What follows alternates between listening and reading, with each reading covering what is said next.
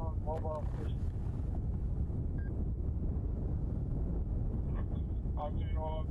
We've done WildEarth access to the gate, and we've also cut line heading towards the cut line. Okay, cover that, press. Yeah, I'm gonna check us those roads.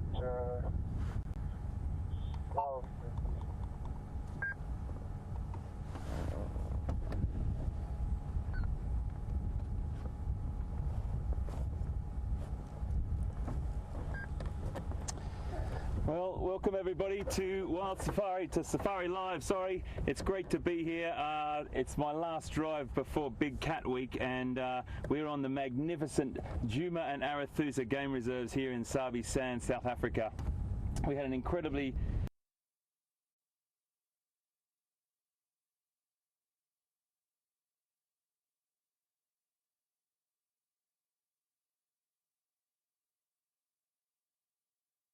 Bryan and I started out about a year ago on these drives, and it's fantastic to do a drive with him as well. It is pretty warm today, everyone. It's about 38 degrees, in the 90s Fahrenheit, and a lot of the animals are seeking this shade. There's just impala over here before that we saw, and they've moved off, but everyone's under a little bit of shade at the moment. So we're just going to tootle around now to make our way to Buffelshoek Dam. And the reason why I do that is on a day like today, it's highly likely that we'll get animals down there desperate for some water, whether it is to bathe in it, to lie in it, or to drink it. And if we're lucky, we might see some of our, as Mr. James Hendry likes to call them, our pachyderm friends. We will definitely seek what we can find. And it just depends on the heat, really. Just reminding you that today, and I know you all understand, this incredible team of people, right from Graham Wallington, the CEO, and the whole team down through the directors and all the tech people, and the presenters and the cameramen and everyone behind the scenes.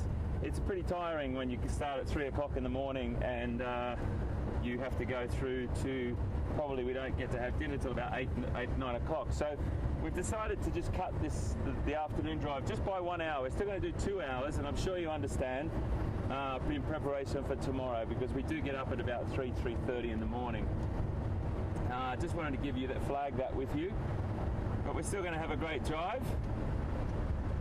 And we're heading down a little road now that I love. We've come down here many times before. This is where I found Tingana and Karula the other day mating. That was a pretty incredible little encounter. If you were with us, if you weren't, I'll just sort of recap on that. But before I do, I also just wanted to. Sorry, my head's in television mode. I can't remember the intro when it's on the drive, so I just sort of was about to go into the TV intro, which isn't much different, but I haven't done a drive for a couple of days. Hashtag Safari Live if you wanted to tweet us. That's fantastic. You can get a message to us or a comment, anything you really want. Or you can send us a question at questions@wildearth.tv.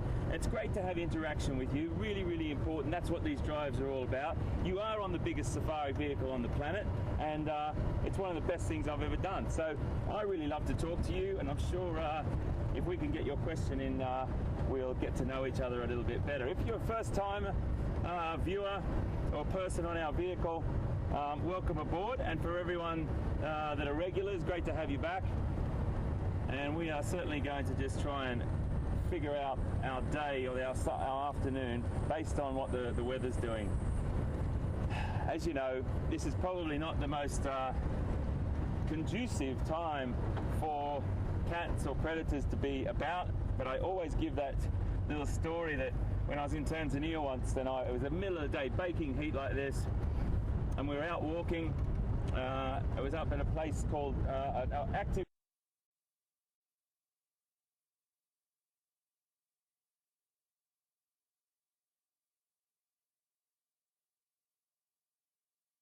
So this morning, just to have a little recap as well, incredible morning. We had elephantastic it was this morning with Pieter and James. And isn't James Hendry a fantastic bloke? He's such a great guy. Had a real nice catch up with him in London when he was there recently. And of course, Pieter Pretorius, amazing guy as well. Just great presenters, all the team, Scotty, you know, Steph, all the people behind camera as well. Jamie, how wonderful is she? My goodness me, what a great face to have as well, and her knowledge is incredible as well. So I just wanted to sort of big up the presenters because they're just a great team of people to work with. But we had some really good luck this morning, and it's what Safari Live is all about, and it's live wildlife television that I don't think anyone does like Safari Live. Then we had the Lion News, where James courageously went down there and found her.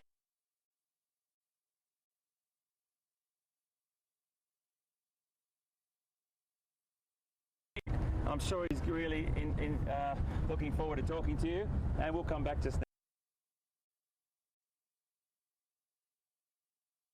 now.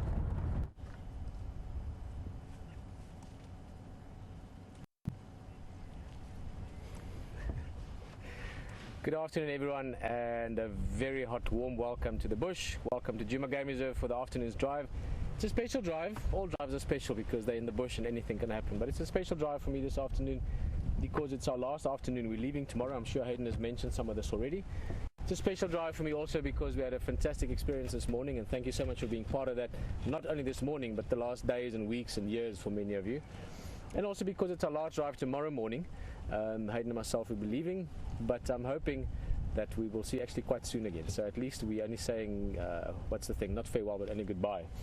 Let me just turn that down a little bit. It is very warm, as I've mentioned. Got some impalas in the background here. They're just enjoying the shade, and we're going to look around and see what we can find. We are going to be checking the waterholes a lot because when it's hot, especially the big animals, things like elephant, buffalo and so forth, they like to get to the water. My name is Pieter Pretorius. If this is a new drive for you, we are live in the African bush. We're looking at impala, which is the same antelope that Hayden was looking at just now. And just while we're naming things, I might often refer to Hayden as HT. That's what many of us call him. So if I say HT later on, you know I'm talking about. Impala is the most prolific antelope species certainly out here, and of the larger mammals, probably the animal that we see the most.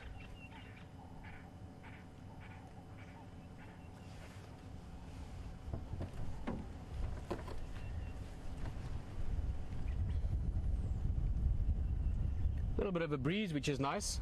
We were a bit cheeky. We came and grabbed a seat here in the shade, so it's a little bit cool. Maybe I'll just talk the whole afternoon. We don't have to get into the sun again. But speaking of we, on the vehicle with me, basically your eyes and ears, is the camera person. Normally it's Wium. We've had a great time together, but this afternoon, Rowan, that's Rowan's thumb. His face is much prettier than his thumb. Very nice guy, man. A few words, got great camera work. He's been in the safari tent with Hayden. So tomorrow morning, our time, evening for many of you, if you see Hayden, Rowan is the guy showing you around there. So that's pretty much it. We're going to drive along. We might see Hayden on the drive. It'll be nice to bump into each other at some stage. And as I said, to enjoy the wildlife, see the sights, enjoy all the scenes we can find, but also just to sort of have a goodbye afternoon for now. Let's go look around, and yeah, I suddenly realized an hour or so ago, sorry, and I spoke with Hayden that this is going to be our last drive together. Not for long though. If all goes well, the plans are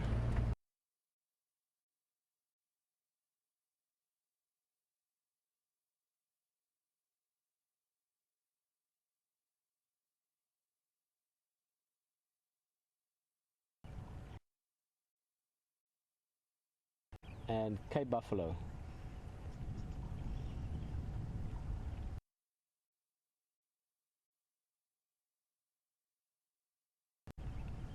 And if I may, I would like to make another introduction this afternoon. Yes, there's a question from Tara actually. Would they try and cool down in this way? You can see their mouths are open. They are trying to cool down. They might go for a bit of a swim as well. Or not a swim so much as a bath. Speaking of Tara, I would also like to just this afternoon properly introduce everyone in the final control. The whole team is out here at the moment, and I put a picture up this afternoon before drive on Facebook of the whole team, and for some reason the internet was so slow I couldn't tag anyone on it, so please tag away. But Tara and Nikki directing not only for this afternoon but all the drives we've been here. Thank you very much. It's been an exceptional experience, brilliant, professional, and so much more than professional. Just amazing work you guys have been doing. Thank you so much. It makes what we do a true pleasure. Kirsty and Jess assisting them, great job as well. And Alex, of course, Alex aka many things, one of the most brilliant people I know, apart from being a super nice guy. He's phenomenally intelligent and weaves his magic in there.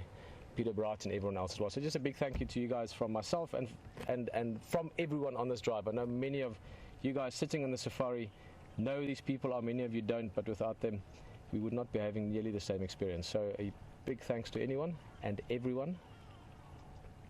That's beautiful light in this buffalo.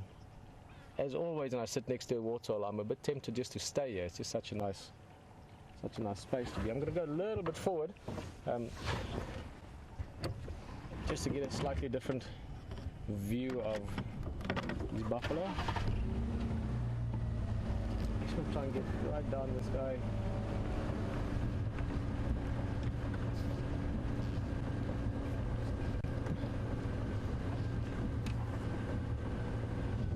Give you another view of this guy. Just to finish off what I was talking about with regards to the control room, it just has been such a great experience, the whole camp together, from the camera guys to the technical guys, every aspect of this. So feel free to do the same from your side as well and let them know what a great experience this is. I'm hoping to find some ellies. Elephants are great fun in this kind of hot weather. Maybe find them bathing. I know that HT has been heading up to Buffelshoek Dam. You might be finding some up there soon. And in the background there, if you look past the buffalo into the lower area, actually antelope that I would love to show my daughter. She was the other day on drive with us, Sydney, and she was saying she wants to see Bambi. She's animal crazy. And probably the closest thing to Bambi that we get out in southern Africa here are these antelope, Nyala, N-Y-A-L, a beautiful name as well. Very pretty antelope, and they like the thicker stuff, sort of thicker bush areas. Those are all females. I can't see any males in there, maybe a young male, but all females down there.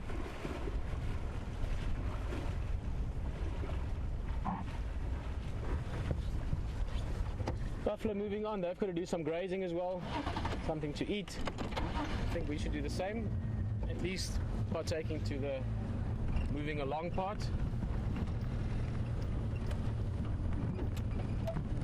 Just for this afternoon, sorry Rowan, let me give you a gap there. Guys, and while Rowan is just figuring out the camera there's a lot of things on this vehicle as well. It is maybe the greatest job in the world, at least in my opinion, to do this. But from a camera point of view, you're sitting on a 4x4 driving maybe some of the most beautiful roads in the world, but certainly not some of the best roads. And it can be a very bumpy, moving, shaking thing, and you've got to balance cameras and tripods and monopods.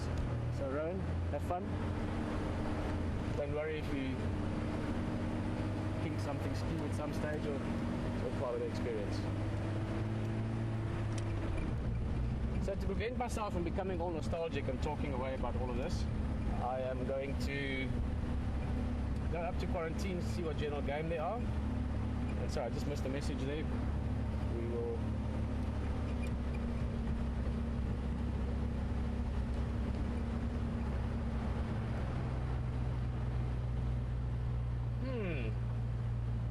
good question, Christine, all the way from North Carolina. Christine, you're asking what natural resources are animals in what natural resources are animals in the Sabi Sands specifically, this game reserve that we are in danger of losing. Give me a second there, I'll just see this. There we go. Something in your eye. I don't know what that could be.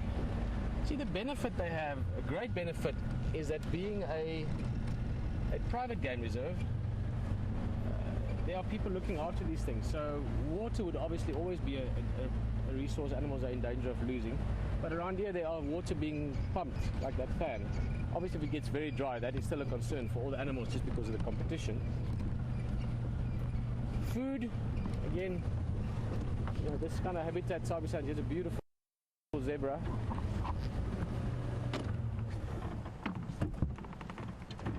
Animals in the Sabi Sand, or the habitat in Sabi Sand, is pretty robust, meaning that it's not really that much drought prone. And I don't mean we don't get higher or wetter and drier seasons. We certainly do. In fact, this year we are in a dry season, so there might be some drought effects that affects the animals. But we're not in an area like Namibia, for instance, where you can have severe droughts, meaning it does not rain for a year or two, and then there's nothing that can grow. Over here there's always some rain, enough that at least the habitat gives them food. So all in all, a pretty good setup for them to be in.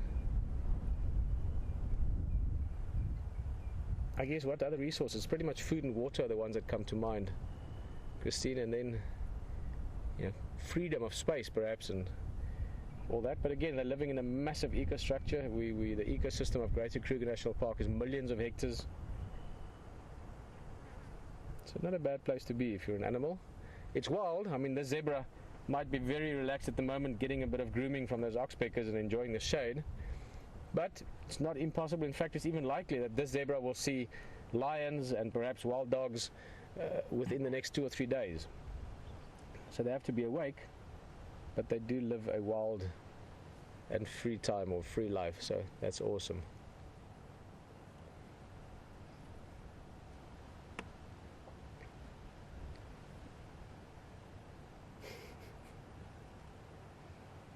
I just love the manes. I know we talk about it often and get the question about the manes often, but I love the sort of Roman helmetness of the manes.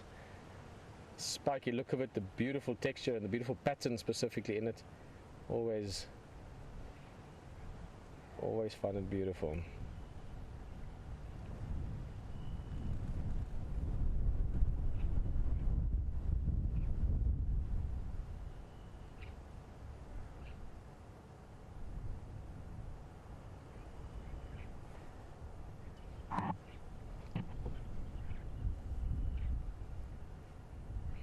Well, we're going to go on a short break just now, and we'll see you just after. And having said that, while we drive along, it's one of the things I really enjoyed on this Pacific visit. And I've shared this with a number of people out here as well. I had a chat with Hayden about it, and with Alex the other day, Graham and them. But I've really enjoyed your company. Your company, I mean those of you that often come on this drive. And I know we might have a lot of new people on safari this afternoon, and that's brilliant.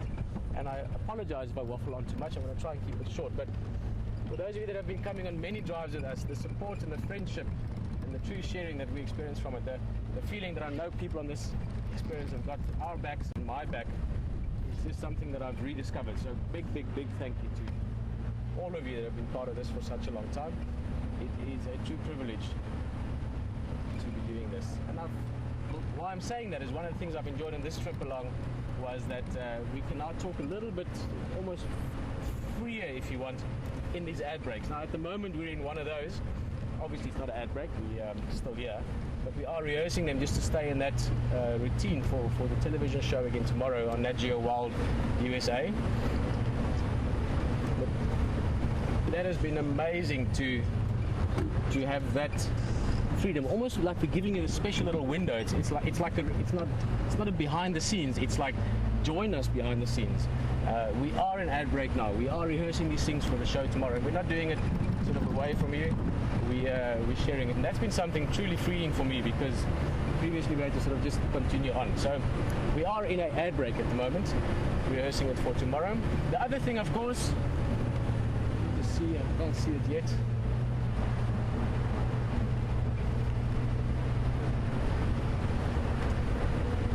Talk about that just now. So that has been fantastic for me, and I hope for you as well. I'm sure you've experienced that, you know, like friends when they visit you on set, so to speak. You can walk around and see a little bit what's going on. You don't just have to see what's coming out the other end, and that's been very special. While I was looking around just now, we have this incredible other edition. I mean, just so many new things so many dreams. I feel like I'm driving around in a dream often. I've said this to Graham probably 50 times the last few days. It feels like it might be 7, 8 years ago, 9 years ago, and I've fallen asleep in this beautiful dream where suddenly WildEarth has got many Land Rovers, 3 going out. We've got drones in the sky showing you the aerial views. We have so many other technologies that is a great help. Fantastic team of people, which is probably the biggest of all of those. So it has been a true dream experience for me the last 8 days, 7 days that we've been doing this. So again, a big thank you to you for that, because without you being on the drive, without you sitting here, this wouldn't be happening. So this is a true team effort. Amazing. Truly amazing.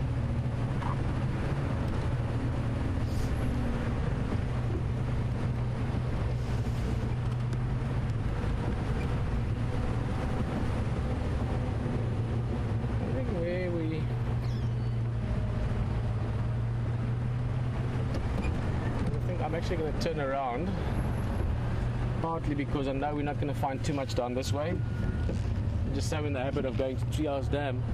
But Treehouse Dam, of course, is dry. I think I'm going to head up to those hyena from this morning. I'm 100% sure they're not going to be active, but I want to go and see if they're maybe still sleeping in the vicinity of that young buffalo they caught. If you missed the sunrise safari with all the sort of amazing bells and whistles from this morning, we had an amazing hyena sighting.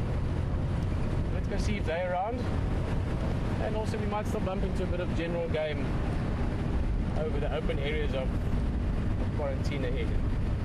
Quite windy as well, if you hear the noise. Warm summer wind.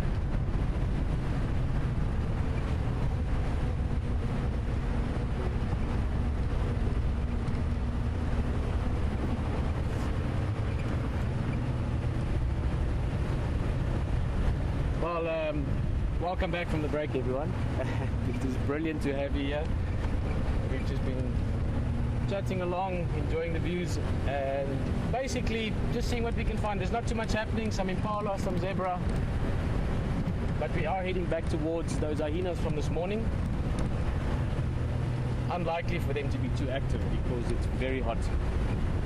Temperature wise, I'm not sure exactly where we are, but it feels like around 35, 37 degrees Celsius, which is in Fahrenheit 100 on the dot. So nice and hot. Feels a little bit like we're driving into a hairdryer or a blow dryer. I'm not sure what you call it in the States. But the relief will be beautiful when it comes along.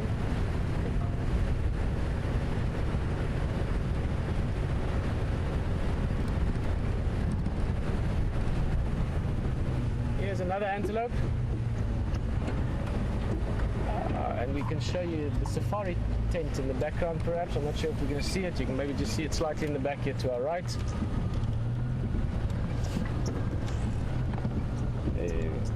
Lovely kudu female and her calf. You can see all the animals, or many of the animals, like the zebra just now, these kudu as well, just staying in the shade, keeping cool, listening to the noise of the oxpeckers, which you can also hear. Christine, just in terms of talking about things from today, glad you could make the morning drive as well. Christine was just asking that leopard, that wild dog, no, sorry, not the hyena, the lion that James saw this morning, if we know who it is, and if you found out. We haven't actually. Also from Tara and Nikki just now, they said they haven't had any specific information again. I know she was quite shy, and not just shy, but sort of on edge. I saw a little bit of the recording afterwards from the live drive, and I mean, I don't know the lions that well at the moment. I don't see them every day, so I'm not going to venture who she might be. Brent and Scott, the guys, Steph and them, they're really into what's going on day to day. It's one of the things I miss about not being here every day. Really getting to know the individual animals well, really getting into your, every little bird sound and every smell and all those sort of the deeper understandings, if you want, the deeper intuitive understandings of the surroundings. It's the one thing I do miss about being in the bush. every day.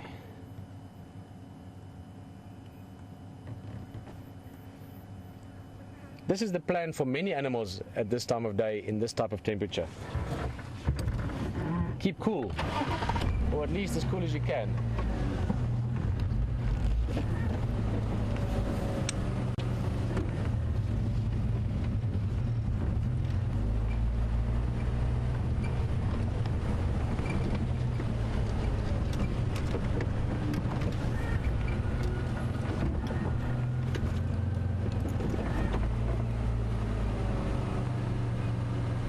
Oh no, it's a branch. It looks like it's something else.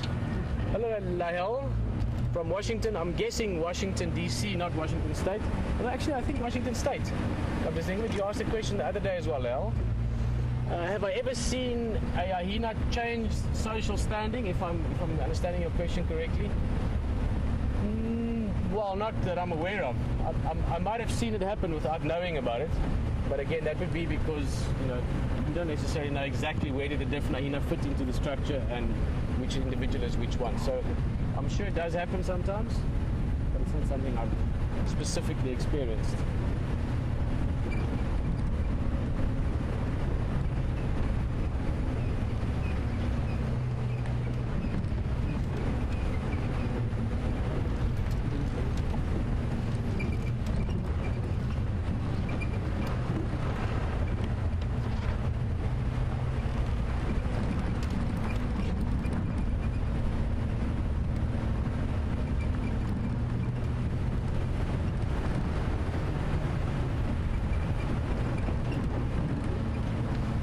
Mentioned yet that it's hot. It feels as the only day that was maybe, well, not maybe, it was hot. It was I think the first day we got here, Hayden and myself, it was something ridiculous. It was like 42 or 41 or something. It was like 107 Fahrenheit. And I must say the real feel is not far off for today. My eyes are actually burning a little bit. Dry, hot air, but maybe there's some rain in the near future, which would be very, very good. But the rain will do the bush very well, and obviously the animals as well.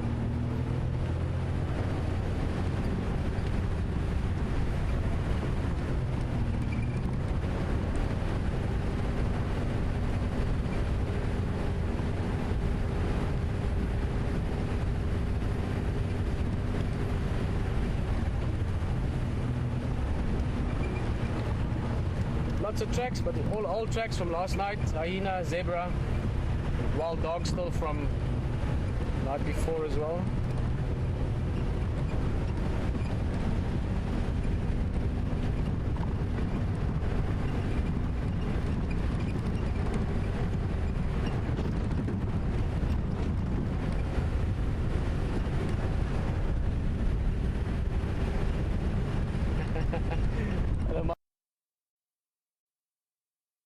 Mike, that's a very good idea. We'll try and find some birds. But Mike, even the birds are hot. If you remember, I'm not sure if you joined us at the beginning of the drive when we were sitting with the buffalo, but even the oxpeckers sitting just above a warthol were hot as well. Bryan, you alright? How are you finding the vehicle, right? Bumpy.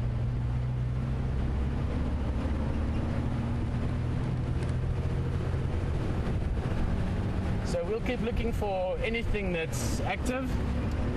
The only thing really that will be very active now would be animals busy cooling down. So I think Hayden's got something that will illustrate that point. We'll see you back in a bit.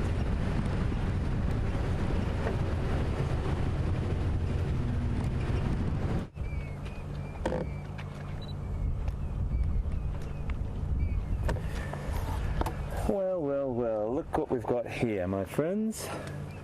We've got some lovely, lovely young female elephants. There's a adult over there and a young female and then a young one again, a younger boy, sorry. What we might do is just tootle up to the top here. They were just splashing around in the mud when we arrived, cooling themselves off. Bryan, do you think I should reposition for you, mate? Yeah, let's go around. Okay.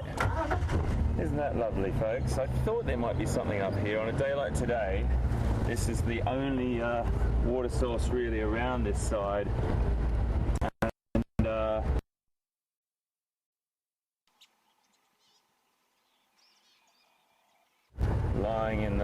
in the water there, and a beautiful saddlebill stork.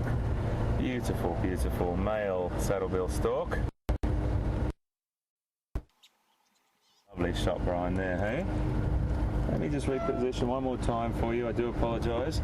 I just haven't got an escape plan if I park myself into a tree like that. So let's just do that, just in case. Because last time we were up here, we got we had about 80 elephants up here yesterday, and you do have to just keep your wits about you a little bit when it comes to escape plans with that many family groups around. And these are beautiful, aren't they? I don't think that's going to be the last of what we see here this afternoon on such a hot, hot day. It's extraordinarily hot, and I think we'll really start to see some other individuals coming up here. Elephants have a tendency to get to a bit of an extreme temperature. Anytime it gets up around these sort of 38 to 40 degrees Celsius, around, you know, late 90s and 100 Fahrenheit, they will always have to go to water at some point. And I'll just wait for them to leave frame for you there, Bryan, and I'll just push up a little bit further. Lovely to see them walk around this dam. And the buffalo look very strange. They look like they're walking around to meet them. And you normally find sometimes the young boy might have a bit of a try and just show his strength to the buffalo a little bit, and you know, he might do a little display to the buffalo. It looks like the behaviour to me that might occur. He's the individual. I know it's yeah. Here we go. But he just hasn't got enough, I don't know, a little bit of, he's got that sort of bolshiness about him, like a little teenager, but then when push comes to shove, he's like, oh no, okay, I'm going to back away here. Sorry, that's a bit scary. Particularly when he saw either his mum or probably his mum up further, and she wasn't backing him, she was just going. But it's one of those beautiful African sights, folks, when you see elephants by a waterhole and then they come and drink and they splash around in the mud, and then off they go into the vegetation and start having an afternoon feed. Really, really nice. Really peaceful too, folks. I just want to give you a little update on the, you know, the sort of feeling that you get when you sit here. We've got a very cool breeze compared to when you're inside the vegetation in the bush. We've got a little bit of a cooler breeze coming off that water, blowing right in our face at the moment. Beautiful smell of elephants that we can smell here as well. And just that vision of them going off in the distance. The buffalo are quite interested to know where they're going. Now, water points like this, or water holes, or dams, or whatever you want to call them, are always one of those things that they are the essence of drink.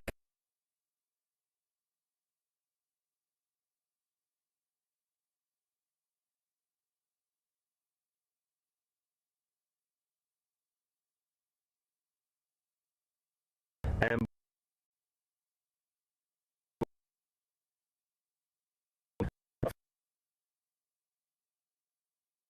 a family group there, or different clans have joined together to make a sort of a bigger herd.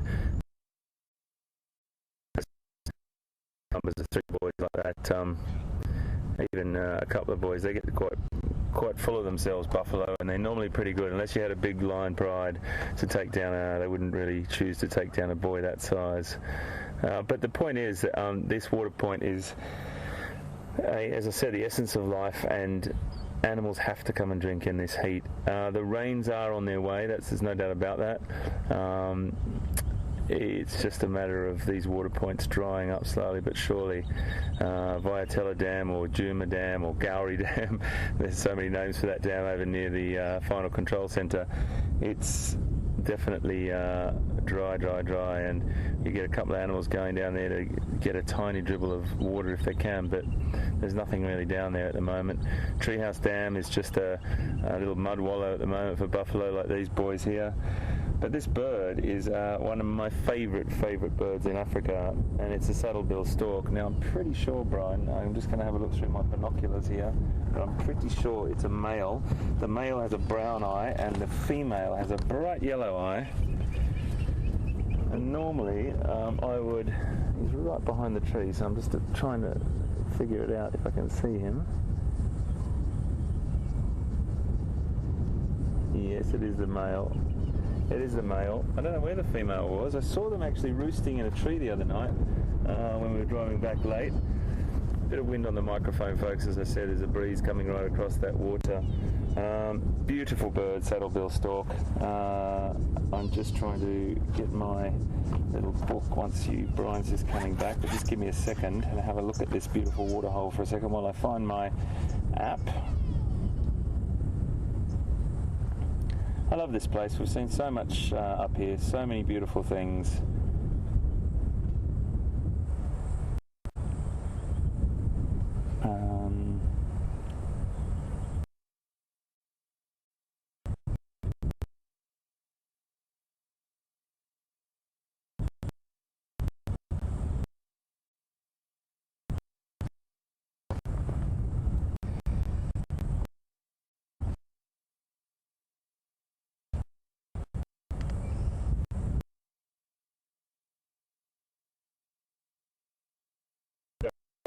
It still seems like, there's the female. Oh, they're different. Sorry, I just side there and fly in as well. Sorry, Kim, your question. Have we had rain? I think the rain that we had, unfortunately, and it's not very high actually. It's quite low for this dam. It's normally up much higher, so I think it will last. I think it will last to the end. Just as I said, from around this area, and hopefully it lasts for the rest of the time.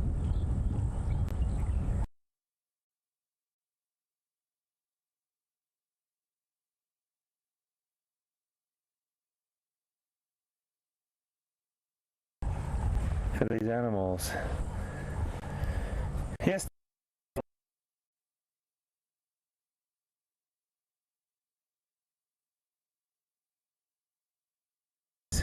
Utilize these spots as I was starting to talk about before, and they will hide they'll just lie up in the shade. So they're doing two sorts of things. They're getting rest in a shady spot, but then being incredibly opportunistic to just capitalize on a situation that occurs by animals walking to them. It's like home delivery.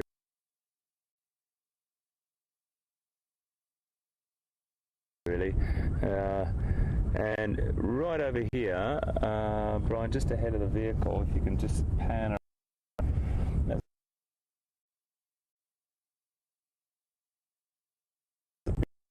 Straight ahead, right 12 o'clock ahead of us, yeah, that little area there. I came and Wium and I think it was Wium and I, and Q, the beautiful leopard, my favourite leopard in the area, was lying in there, just holding. And he sort of got all excited and then started to stalk, but it was a little bit too open for him. And the short story of it is, you just never know. You've really got to have a look around these water holes just to see if there's anyone lying around and holding up.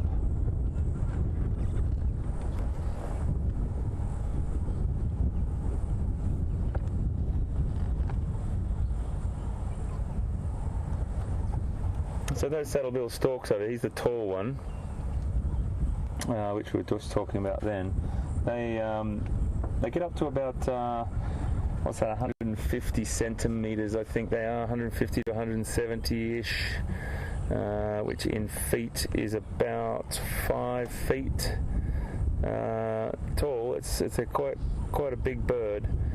But believe it or not, they only weigh about 14 or 15 pounds. Really beautiful, light structure, and great wingspan as well. I did get my app out actually. Here we go, and that's it. This is a great app, folks. So a couple of people really like this. It might have a bit of reflection on it. I'm just trying to help Bryan here get the reflection off. How's that, mate? Yeah.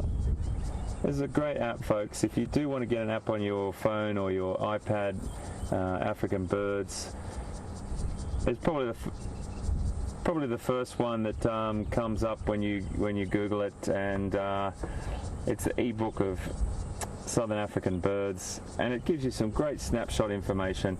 And let me just see if there is a little call here for you, which is always the great bit for me. I just need to get some sound up for you. There we go. I'll just get the reflection off again, Bryan. Really.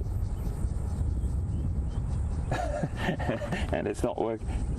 That's why it says no calls available. I couldn't see because of the reflection. Sometimes I can't even see it. It has got no calls available, and they don't make much of a sound. I thought, goodness me. It's a great little app though, I have to tell you, because what it does is it gives you a really good snapshot of all the information you need in a really good little format. You can go into the taxonomic names, alphabetical list. You can set up your own little your list that you've seen all your different birds and put them in there. Just a snapshot of information for you when you're out in the field to make sure that you're actually identifying the correct bird. Simple information too. One of the things I've always struggled with bird books, I'm just going to pull that down now, Bryan, with bird books, and I still love a couple of the bird books that do it, but when they've got the plates on one page and they've got all the information on another page, sometimes a little bit tricky to finger through when you've got a bird sitting on a tree, and they don't stay for very long sometimes. So we might just go around the other side and see what else is there. Just get a bit of movement in. And as I said, anything can happen as we're just sitting here. Anyone can walk down at any time. There's no script, no plan. This is Safari Live, and that is the name. It says what it is on the tin. It's Safari Live. Nothing is... Oh, sorry, Bryan. Oh, sorry, everyone. Make sure my camera doesn't fall off there.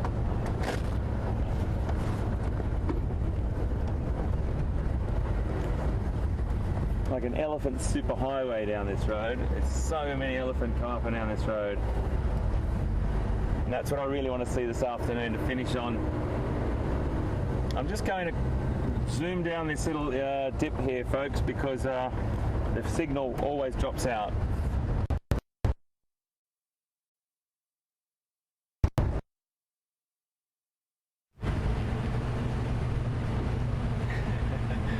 Oh, guys, beautiful. Always lovely to be around a warthol. And I know that particular bird, the saddleball stork, is a big favorite of Hayden's. I believe he saw some good action there. We've passed with the hyenas where everything's gone. The carcass is gone, the hyenas are gone. I presume what they've done is probably taken that back to their den. So perhaps towards the end of drive, towards the Lisa D. Thank you very much, Lisa. Sorry, I didn't catch your name in the beginning. Lisa, you were just asking that, and pretty much what I'm guessing, not necessarily, but most likely they've taken that carcass to the den. It's not far away. That's where the youngsters can eat on that for a bit. So we'll see how the drive goes. Also keep in mind, I'm not sure if Hayden mentioned already, but we're doing a 2-hour drive today, a little bit shorter just to give us a bit more time to prepare for tomorrow morning. We're getting up quite early for this one. So we'll be finishing at 6 o'clock Central African time, but that's still a long time from now. It's an hour and 13 minutes away. So before the end of drive, this is what I'm getting to, is we will go past the hyena den, have a look, maybe the carcass is there. But for now they are gone and the carcass is gone. Speaking of things from this morning, we are heading towards where the lioness was seen. She did go into thick stuff. I haven't heard anything on the radio from the guys in Aretusa about her again. But it is getting later, and you never know, she might just be active. So we're going to go look around that area. It's a road called Ellie Alley, which is quite a nice name for a road. It's quite a thick area, lots of guarri bush. We'll have a look around there and then head down towards Aretusa Safari Lodge, the dam in front, where there's normally some hippos, bird life, and whatever other life might be attracted by the water.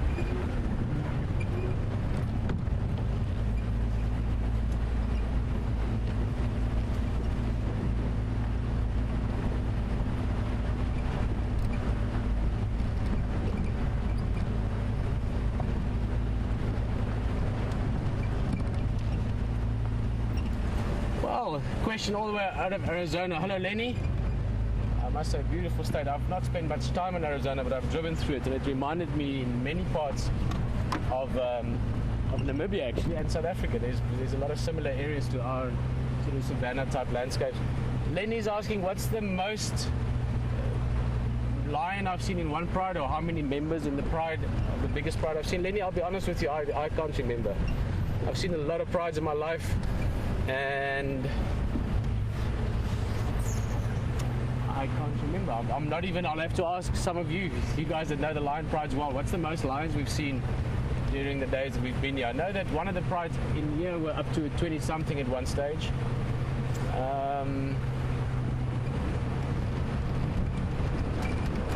Yeah, 20 something, 22, 24 lions, something in that range. Pilanesberg National Park where I worked as well.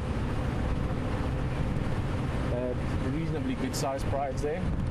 Keeping in mind, Lenny, of course, that prides can go up quite a lot in numbers if you have 2 or 3 lionesses. So let's say you've got a pride of 4 to 5 lionesses, which is the typical pride size in this area, and 3 of them have got cubs at the same time, 4 cubs each. That would be 12. So suddenly you go from 5 lionesses to 17, just like that. If 4 of the 5 lionesses had cubs, you would go to 21, just like that, not counting the males. So prides can grow very quick, but they can also decline very quickly because statistically less than half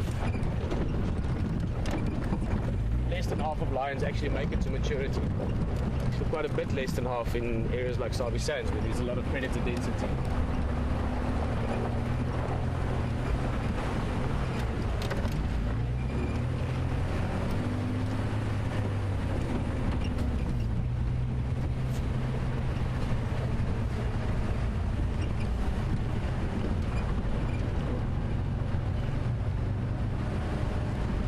Hello Gabby, great to have you on the vehicle.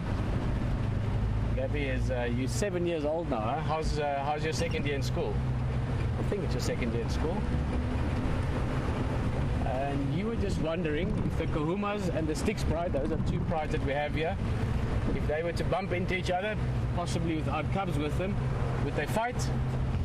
Yeah, I think they would fight. They'd probably fight, or at least growl at each other a lot until they decide where to go, but they wouldn't be too fond of seeing each other. Keep in mind, Gabby, that to a large extent the males control and patrol the territorial boundaries. So the areas, if you want, that the lions move around in is dictated to many parts by the males. That's why, for instance, on Djuma, the area that we drive on so often, we can see Styx pride, Nkunuma pride, and sometimes even other prides. Back then, the Talala pride come close to there.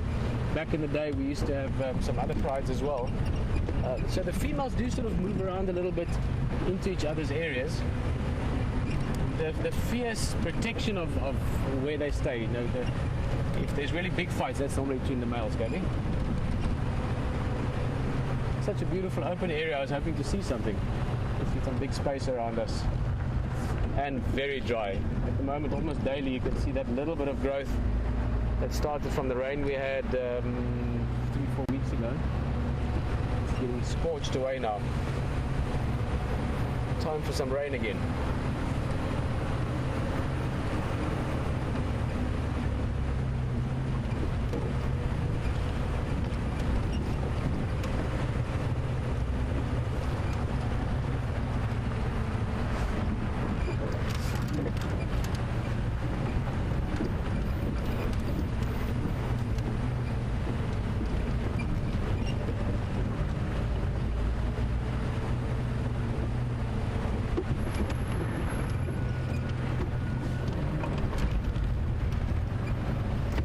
Ruthie from Michigan. A lot of people in Michigan. Thinking of Kate at the moment. You're also in Michigan. I hope you're on drive with us this afternoon. You're just asking that HD mentioned a big pride of 9 lions.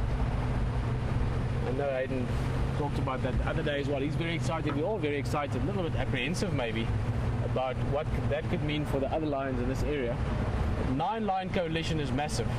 The biggest coalition, a coalition is just the lions that group together. Normally they are brothers or cousins, all from a similar age litter. And Ruthie, you were asking what would that mean and how old they are. Age-wise, guys in the control room just letting me know around 4.5, 5 years old. That sounds about right. Probably a little bit less. I might guess it a bit younger. If I had to guess it from the behavior that I'm hearing, I would have guessed them at about 3.5. So if someone knows exactly, please let us know. Karen, or many of you follow these animals exactly. But just from the behavior I've heard, they're in the north, they are nomadic, they are moving through. Lions typically, in fact, let me explain this to you quickly, because it's actually quite a cool thing to understand. And this morning there was a lot of interesting information about the lions in the Sabi Sands as a whole.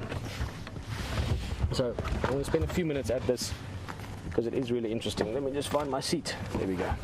Lions typically, when they're born, so as I said, let's say you've got 5 lionesses, let's say 4 of them have got cubs, each have got 4 cubs. That's 16 young cubs that will be born. Can you see that insect in your lens, or is it not bothering anyone? There we go. Sorry guys, there's bugs around today. So you have 16 cubs. Let's say out of those 16 cubs, half a male, half a female. That leaves you with 8 male cubs. So even this, I mean, they would have had to have a large percentage of male cubs. So nine males in this case. That's why it's so rare that it's so many. As I said, about 50% of lions don't even make it to 2 years old. So the odds of having so many male cubs of a similar age make it to young adulthood is quite small already. The biggest coalition I have seen was 5. I worked a lot with a guy from America, a super nice guy, Dr. John Grinnell. If anyone wants to find out about lions, feel free to contact him. He's a great guy. And John did a lot of studies on vocalization, how lions roar, and I worked with him a number of years for a couple of months. He did his PhD in East Africa, and the biggest coalition he saw there that he experienced was 7 male coalition. They worked together and they took over, I must remember this correctly now, I wish John was on drive, he's a great guy. They took over 3 different territories. So they moved around and ousted males until they had 3 different prides of females, and they broke into 2 and 2 and 3 males and lived happily ever after, so to speak. So that's the biggest coalition I'd ever heard of before this. 9 males would be devastating potentially to the lion population, and not only the male population. But to come back to the age is, so they're born, they're cubs. If they make it to about 2 years old without other males taking over and infanticide and the whole drama that goes around that, so if they survive through to sexual maturity, or to where they're old enough to start being grown-up lions, if you want, they will then be pushed out of the pride at normally about age 2. From age 2 until about 3.5, 4 years old, they're not physically big enough or confident enough to start taking on other male coalitions, because they just aren't. They need to get bigger, they need to get stronger, they need to get smarter and all those things. So normally around about 3.5 to 4.5 years old, so let's say at 4 years on average, males are big enough now that if they have a coalition of brothers or cousins, they can go and start challenging other males. These males that we heard about now, I think the Skyberg, if I remember correctly, beautiful name, Skyberg. The way they're behaving is still like nomads. In other words, they are coming slowly from the north, looking at potential areas and other males to dominate or to take over. So I would guess them at 3.5 years old, something like that. But I've never seen them. I've never seen pictures.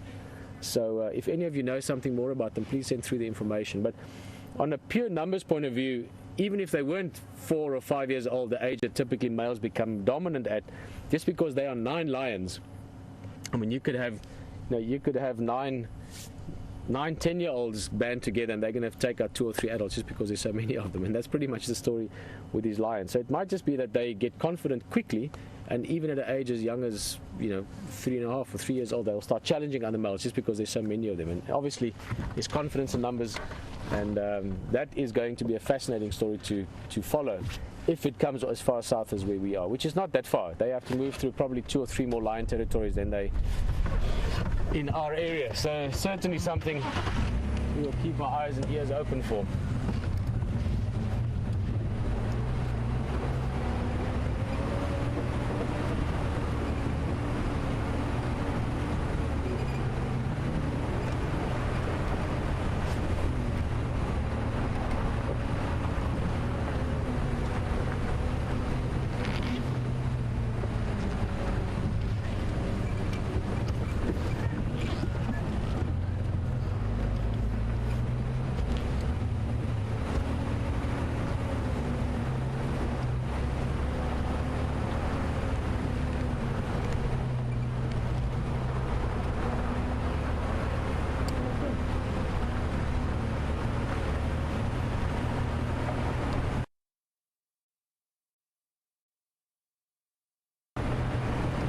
are in the general vicinity of where that lioness was this morning. Also, something else to keep in mind is that we are now driving through the territory or the home range, both of Shadow, female leopard Karula's daughter. From her first litter, she's 9 years old already. I knew Shadow very well. In fact, Shadow and her sister, now called Tundi, were leopards that I spent a lot of time with.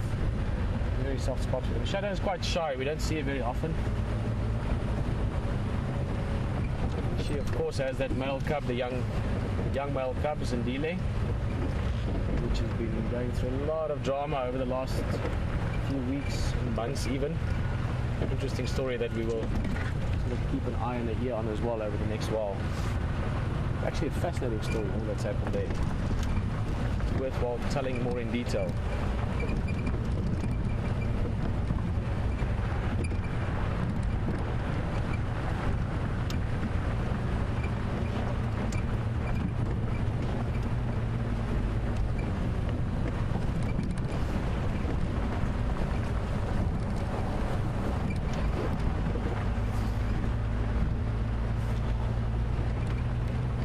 Starting to cool down now. The sun is dropping low, shadows are getting longer, and just that sort of scorcher of an afternoon is just turning into something almost pleasant after the heat of earlier. We're going to take a short break again just now, and during that time we will see what happens. It's not going to make much of a difference for you. I think what we're going to do, here's the plan. We're going to have a quick look at the waterhole, then up towards the airstrip area, see what's happening there. But first, a quick break for those of you that need one. Right. I'll do a quick radio check with the safari guys. Any Aretusa station that copies?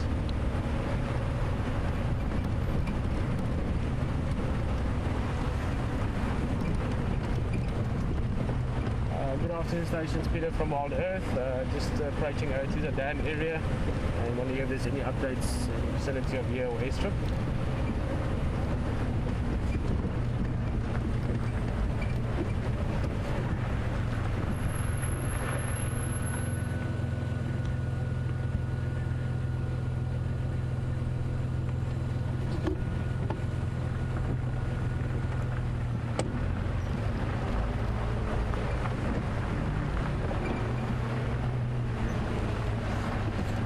I'm going to make our way closer towards the water and also try and get hold of these guys. I could hear them, but it's very bad. Can't hear much of what they're saying.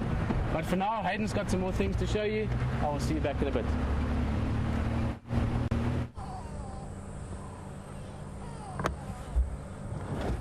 Well, you don't see one of these very often, and I just thought I'd bring this out. We found this on the reserve. It was really important to bring it out again. I brought it out yesterday with this little school cross that I did, and it went down a treat, and we got a lot of people that did actually slip into catching a bit of it. Just a bit of information about this. Just let me turn this Game Drive channel down. So folks, I'm sure you know what this is, or what skull it is. If you don't, it's a giraffe skull. It's a female, and the reason I can tell you that is because these are very, very smooth. It could be a young male, but I doubt it.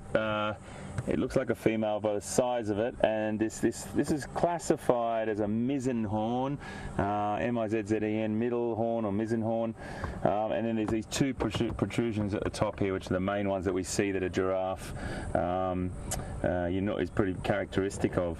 Now, I think skulls are really important. These are teaching tools that I use a lot in education for kids and adults alike. It's just a great thing. It's a tactile thing. They can get a real handle on what the animal's physiology and anatomy is like. When this giraffe is born, these horns are flattened inwards to the skull. They're actually floating, and they're floating and flattened down on the skull like that. okay, and then they rise up between 4 to 7 years of age. They rise up in about 2 weeks, actually 2 to 3 weeks.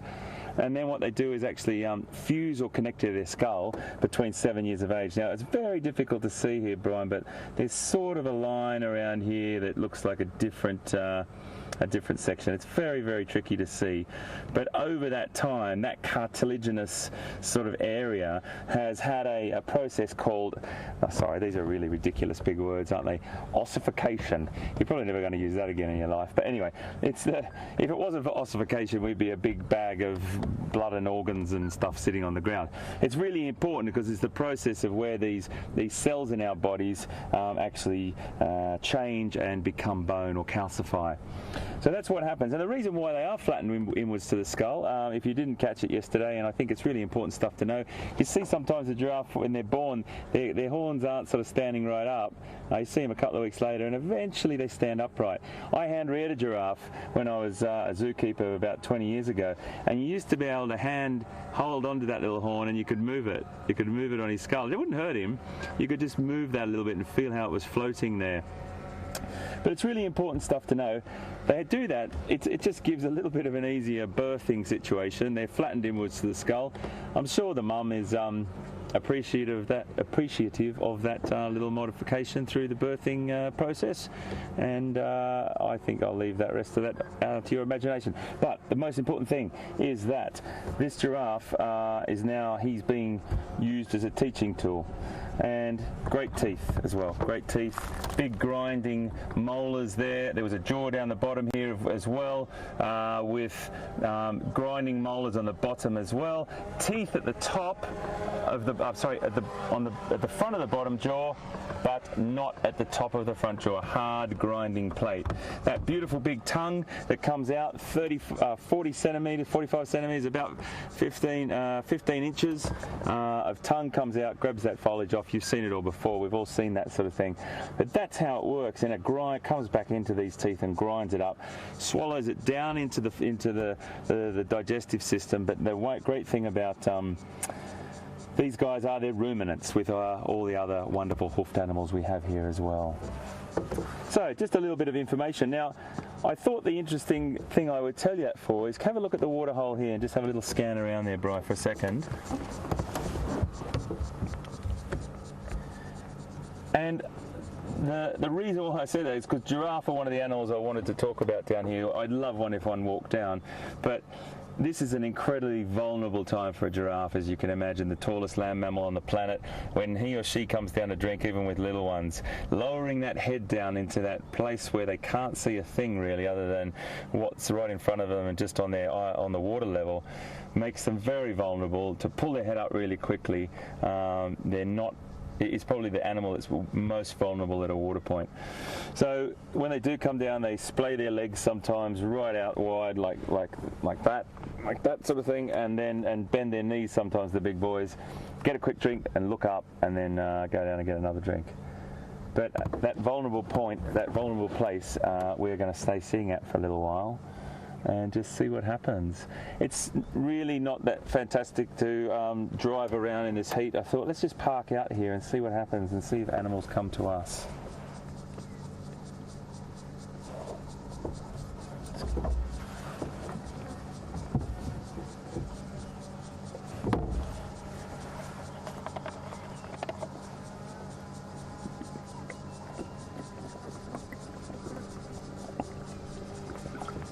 I'm just having a little drink, folks, I'm sorry.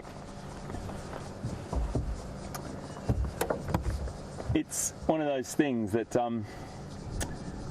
you really have to keep yourself well hydrated in weather like this, and that's why I have to look after my cameraman Bryan as well and keep him nice and cool and relaxed. Ashley on Twitter, hello, how are you? Fantastic for you for joining us here. It's great to have you on board. Ashley, your question is, do we get a lot of giraffe in the area? I've been through here looking over this area over a year, and you go through the changes of the season. There's a lot of giraffe around this time just before the rains, and I'm sure that is because it's plentiful vegetation, etc. Throughout May, when we were here I was doing the last shows here, I didn't see many giraffe at all. So it's a bit of a seasonal thing. The movements, the population density tendencies, and giraffe have a tendency to move in very, very loose groups, and one herd may move into another herd and join up and split up. It's called fission fusion, and it basically means that sometimes they bump into each other. A couple of giraffes might stay with that group, and then a couple others might go to another one, and it just sort of all mixes around. They're a very loosely knit organisation. They don't have a very, very tight herd structure or anything like that. They can see each other from quite long distance away, of course. So as long as they can sort of see each other in proximity, they're okay. So great question, Ashley. Thank you very, very much.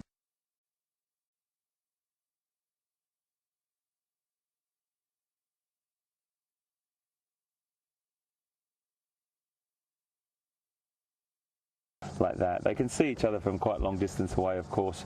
So as long as they can sort of see each other in proximity, they're okay. So great question, Ashley. Thank you very, very much. We were just looking at some birds here before, Bryan and I.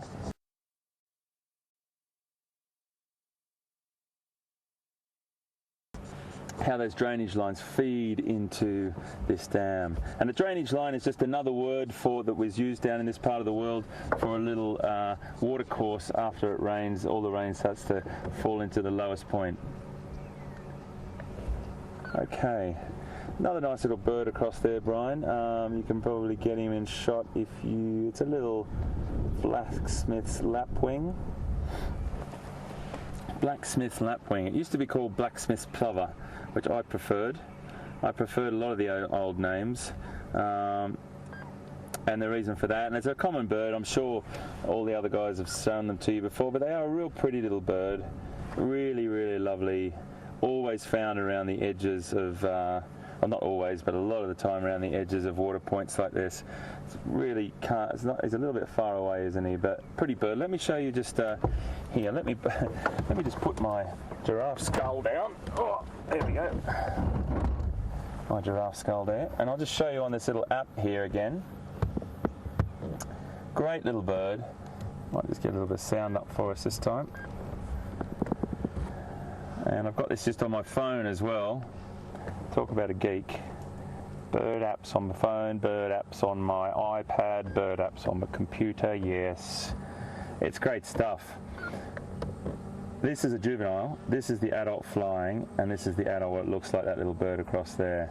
Really pretty little bird, and the reason it gets its name is because of this.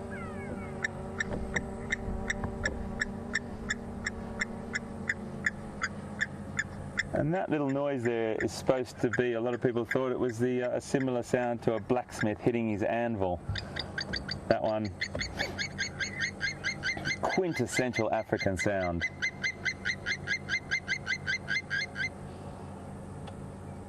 And I don't know whether that just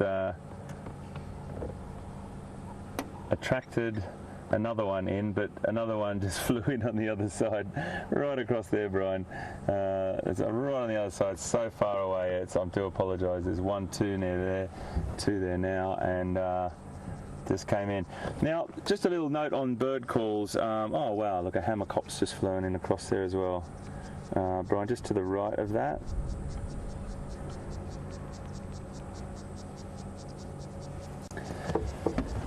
Okay, so what we might do is just sit here and wait for a little bit. I'll talk about the hammercop and when we come back from going up to see where Pete is, because I think it's quite important we keep in contact.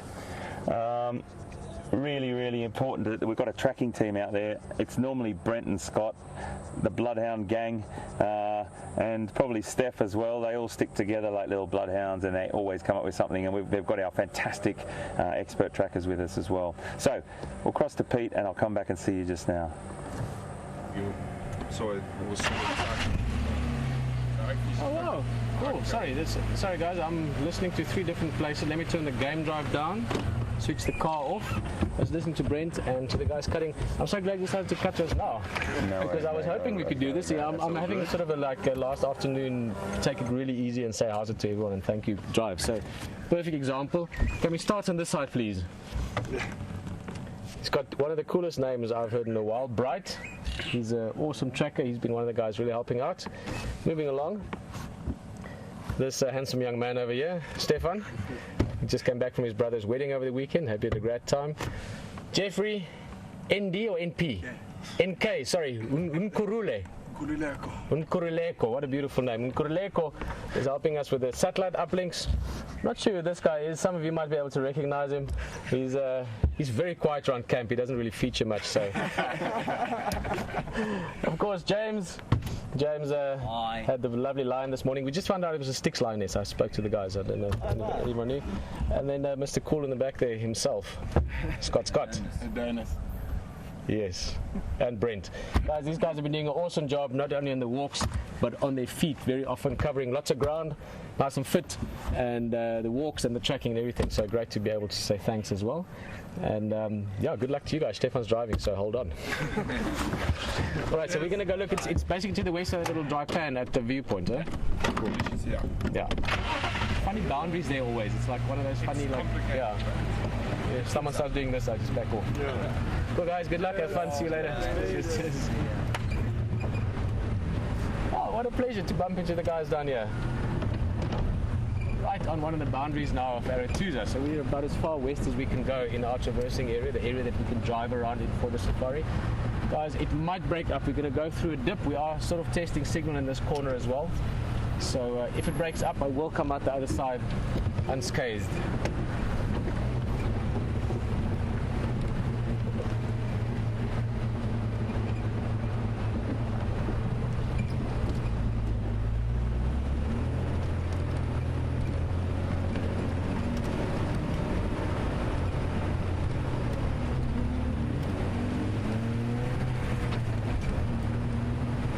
Very clear sign of elephant. You can see the tree was pushed over. Let me show you quickly.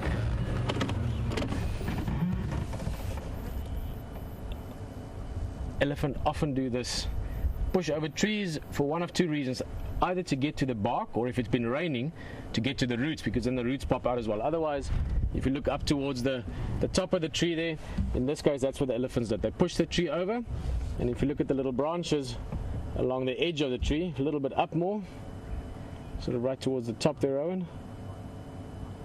In fact, let me go closer. I'll show you properly.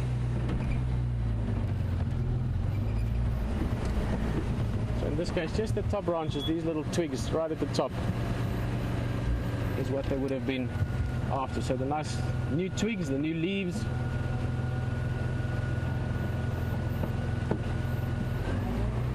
Alright, we're going to move along.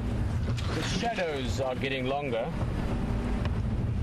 and shadows can be so beautiful. So let's hope we see something in the shadow of something later on. But after all that gibberish, two pieces of information that you might find interesting. One is that the wild dogs are not in the area that we can see them now, but they have gone north towards Manyaleti again, right in the corner there. So with a little bit of luck, they might cut back our way because we've got waterholes. We will see and hope. And that lioness from this morning that James saw was one of the Styx females, STYX. Beautiful pride. For those of you that joined us on the sunrise safari this morning, Hayden was giving quite a bit of background information about the different prides. The Styx pride was mentioned. One of my favorite prides in this area, one because they've been here since, when I've been seeing the Styx pride since I think early 2000s, when I was still guiding it, early mid 2000s, the Styx pride were around. They used to be more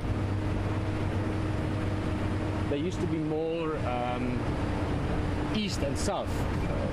Oh, there's hyena.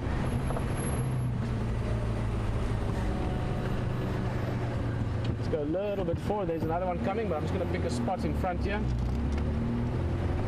But beautiful lionesses, the Styx pride. Truly one of my favorite prides, just because of their beauty.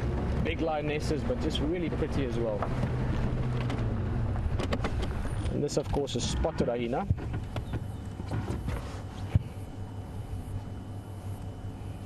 As I mentioned, the shadow is getting longer now, so we are getting into the, you can call it the waning part of the afternoon. And this is when hyena start getting active, lion, leopard, also your nocturnal creatures, they start getting ready for what might be happening the rest of their day. We are night, but they're active at night, so that's their proverbial day. We've got another one here on the left. Yay! This is not a baby anymore. Obviously, this would be a sub-adult now, juvenile going into sub-adult age. Probably about year and a half old, if I had to guess it, 2 years.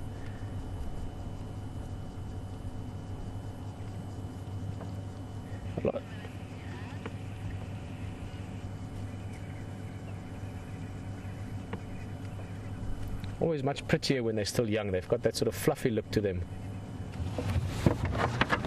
And they're going somewhere. They've got a plan.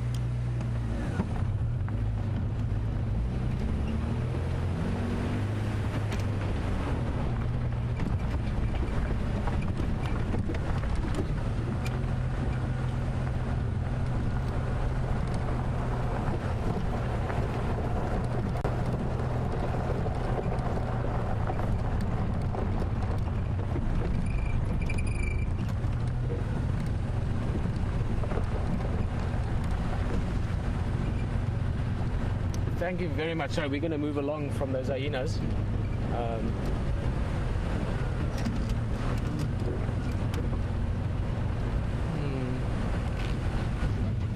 Take this road. MJ just letting us know. I'm not quite sure if I got all those details. Sorry, we are, as I mentioned, at the furthest possible point of the area that we drive around, and so our radio comms aren't that great. I don't want to relay information that's not correct, but I did get that there were 13 cubs, of which 12 were male. MJ, if I get that right. As I said, I could only copy snippets of it.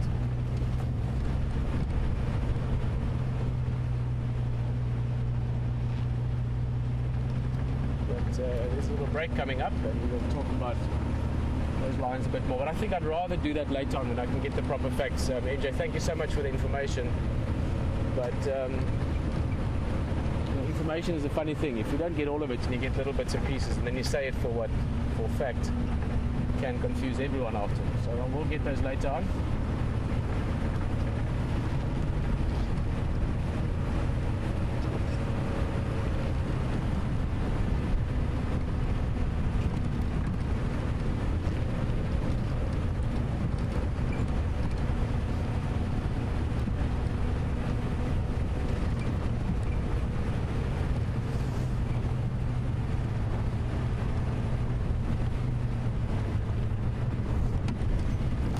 Copy. How do you read me?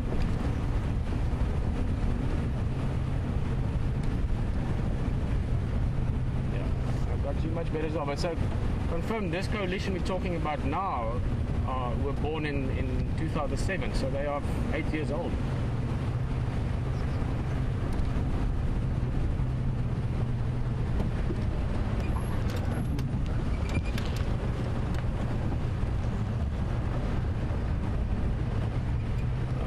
Very interesting on many levels. Thank you.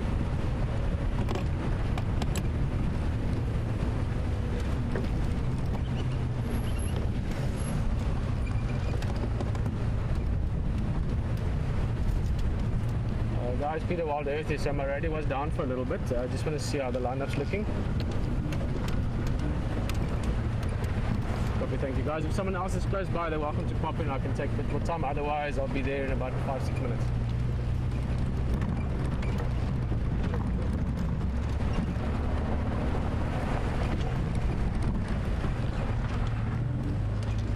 So I was in a dip then. I know our comms are bad. Just if someone else is standing by closer, they're welcome to pull in, and I'll follow after that. Otherwise, I'll be there in about 5 or 6.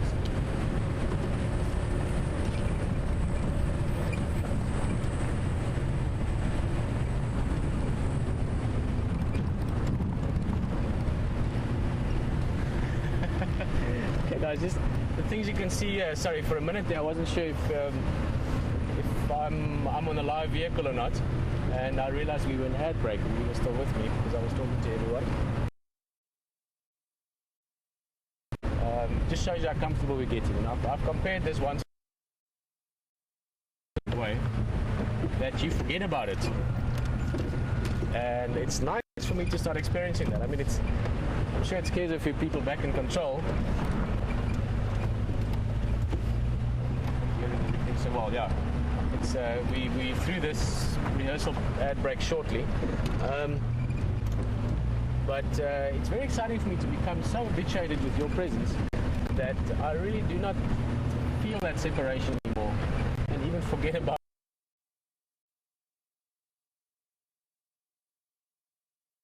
the fact that we're live. So anyway, I'll talk about that another time. We are heading towards a snippet of it.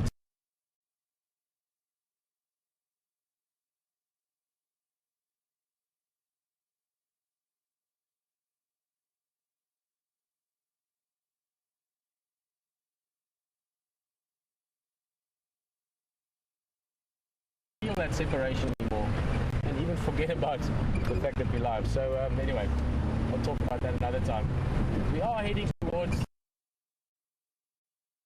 a snippet of a T.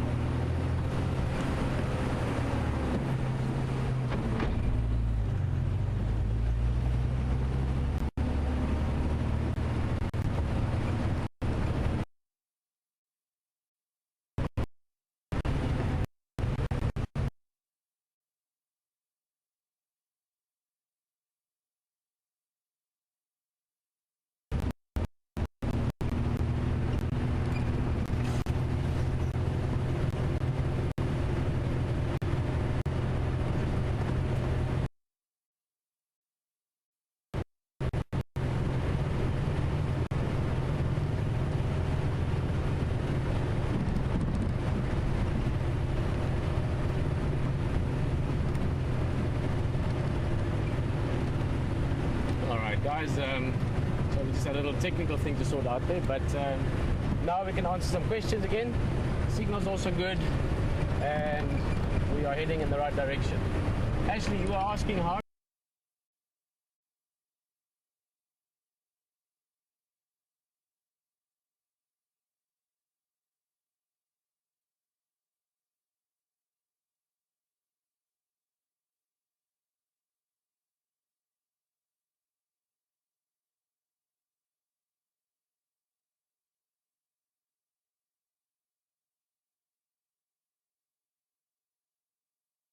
lion and hyena pick new leaders. In other words, when the old dominant leaders, in the case of hyena, that would be the matriarch or the alpha female. Okay.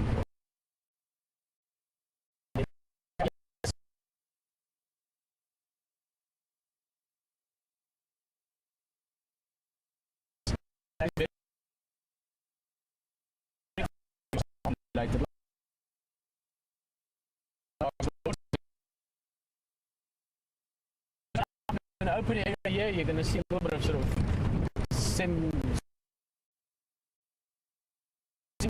because we are approaching the airstrip. Those bumps are busy upgrading the airstrip. So for a holiday, and you come and stay here, you can fly in nicely.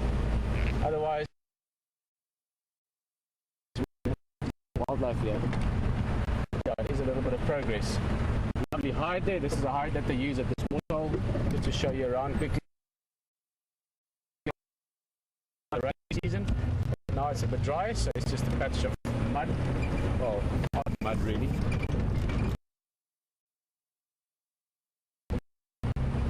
Find what you're looking for.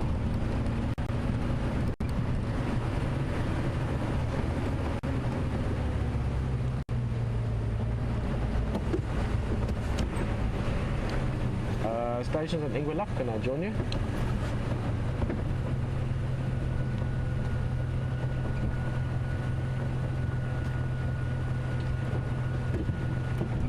Yeah, and I'm just here west of the hide on Aratusa by the airstrip.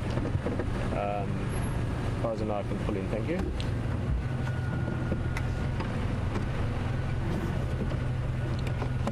Thank you kindly. Sorry guys, all these radios, I'm just not... No, I'm not.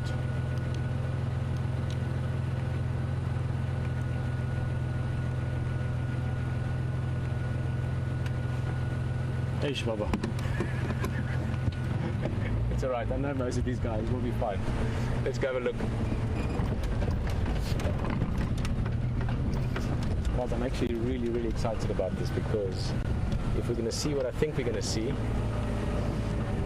this is going to be stunning. Let me just find the best spot.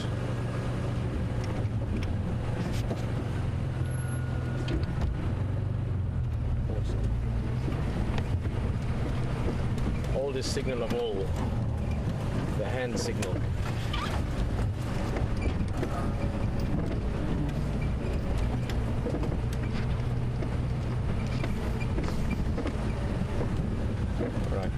Right, just remember we don't show any of the people, huh? The other people. How's it, guys? Look, how's it for? Sit in the middle. Yeah, no, I can just, they're between the two of you if you're today. Oh, this is going to be awesome.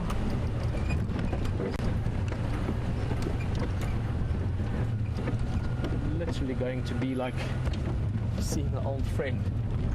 A shy friend. Let me give you an idea of what we're looking at. Look up in the tree there. Look at that.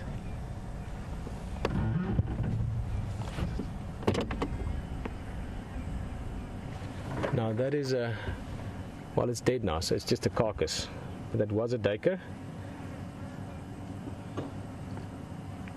Now you would be able to guess what put it up there. I think we can all start guessing that we're going to see a leopard.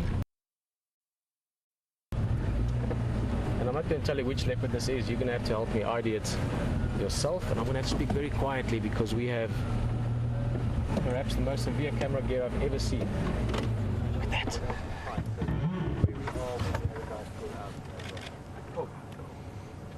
Afternoon, everyone.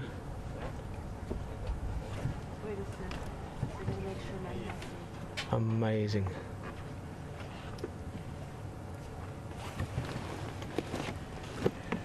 This is so awesome, guys. I'm going to wait for you to give me the ID. It's a leopard. We'll start with that. If you can tell me which one this is, that would be great. We're not far from the Tuza airstrip. That should give you some indication.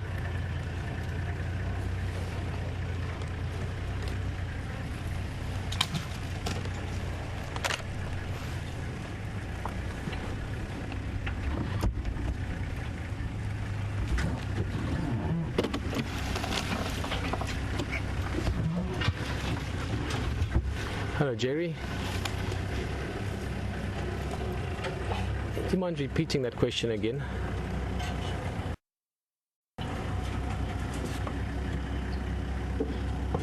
Hey? No? I just need this bigger gap, huh? Oh, you're going? Oh, okay. Cool. Jerry, I'm going to answer your question shortly. We're just maneuvering the vehicles here. They're giving us a better view. Thanks, guys. Your guests like taking pictures. Oh, look at that.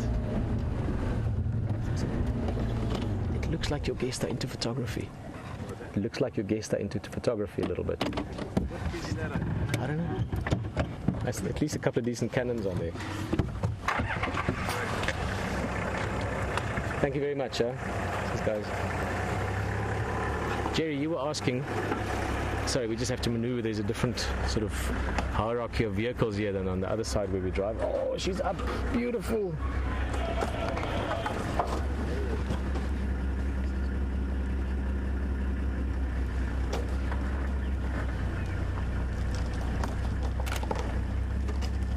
The difference between a leopard and a jaguar. Oh, look at the big yawn. Well, firstly, leopard would be in Africa, jaguar would be in South America, but essentially the difference is not that much. Leopards typically have bigger rosettes, those markings. Oh, she's getting up as well. Stunning. Guys, I'm still waiting for you to tell me who this is. I know. I would like you to tell me. Oh, she's going to go to the tree. Brother, I'm going to have to just move on to you. Spin the other way around, come around your right hand side.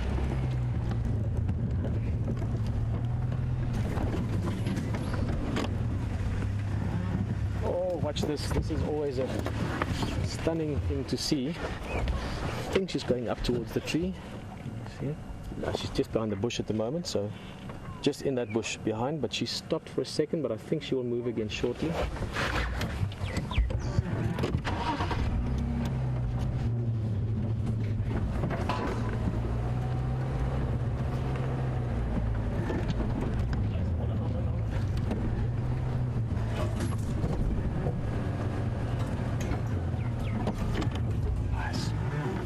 Watch this. It is Shadow. Thank you so much for the IDs, Rohisa, Rona, Gerda. A number of people telling us who this is.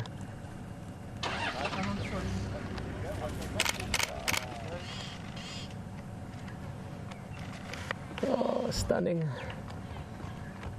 Look at the tail, long tail, helps her to balance. Quite a small female. Shadow is now almost 9 years old. Daughter of Karula, granddaughter of Safari, mother of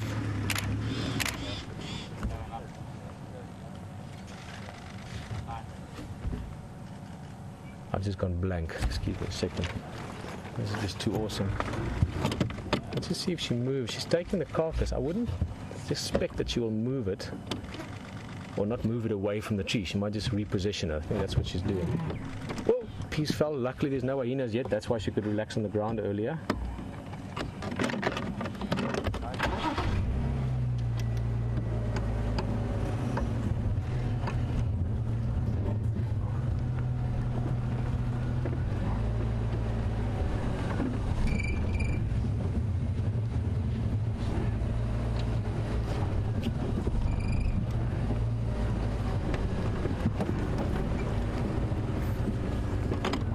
Magic view, sky behind. Amazing. As I was saying, Shadow is quite a small female. And traditionally very, very shy. She likes thick bush, she likes to hide. It's not often that you see her up in a tree like this. She's not the best or most sort of dedicated hoister of a carcass. What I mean with that is typically leopard, when they catch food, they take it up in the trees so that other cats don't steal it from them, or hyenas. But she often just leaves the food on the ground, and every so often it gets stolen, which is also something she needed to teach her offspring, as that will influence them.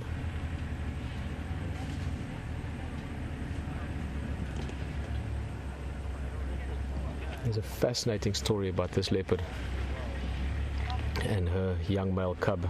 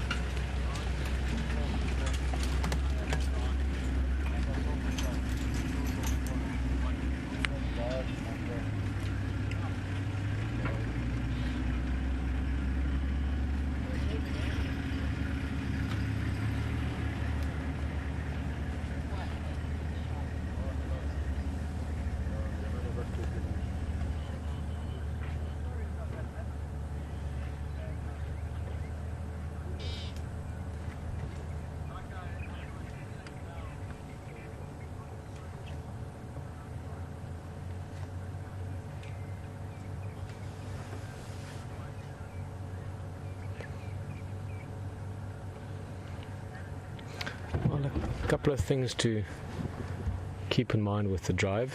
We are going to be stopping a little bit earlier tonight at 6 o'clock, just to give us some extra time to finish things around camp and get some sleep for tomorrow morning. And I'm going to be sorry, you're welcome to laugh along with me, but I'm sitting here racking my brain because I have totally forgotten the name of her cub, which is a really amazing story that we will, yes, I knew it was like, I wanted to say Shimungwe, which is a batelier. Shindile, thank you very much. I just went flat blank there.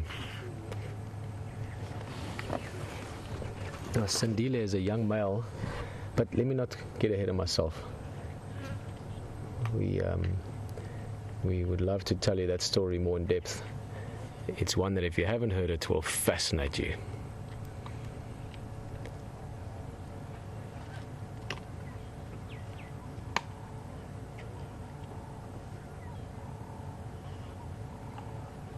Beautiful. We're now sitting down here in the shadows. The sun is busy setting behind us. She's obviously nice and high up in a tree. She's a good 7 meters or so, 2 stories give or take from the ground.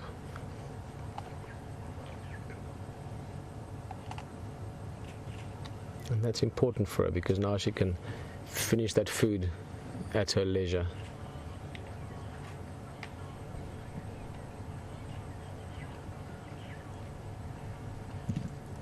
Yes, that's a very good observation, and we actually spoke about it just now as well. Cecilia, been on many drives, have followed Shadow's story and saying that Shadow likes to keep her food on the ground, and that's one of the reasons her cubs have struggled as well. She's not yet raised successful cubs.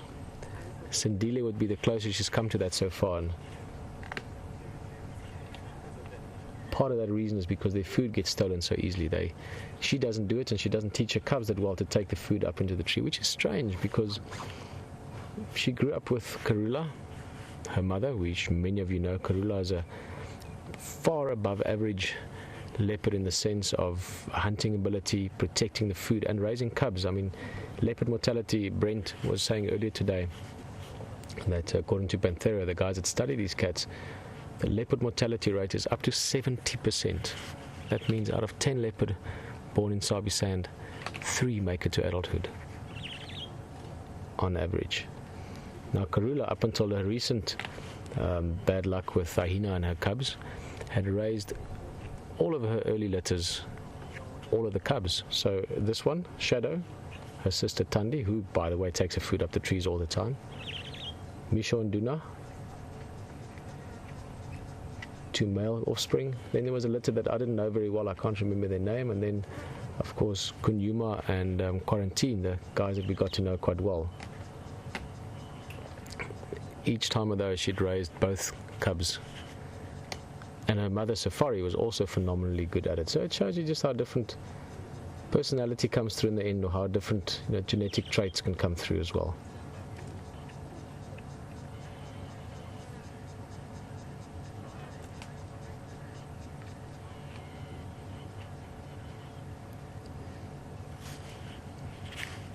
Hello Ashley, always nice to have new people on safari. They tell me that this is one of your first drives, or perhaps your first drive.